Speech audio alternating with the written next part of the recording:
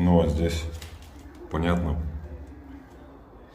почему нужно выравнивать стены, особенно низ. Смотрим.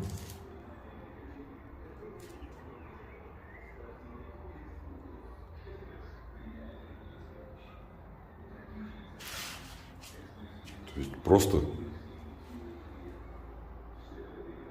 прямое прилегание ламината к низу стены, соответственно, нет никаких тут треугольников, не будет никаких кривых деталей и так далее.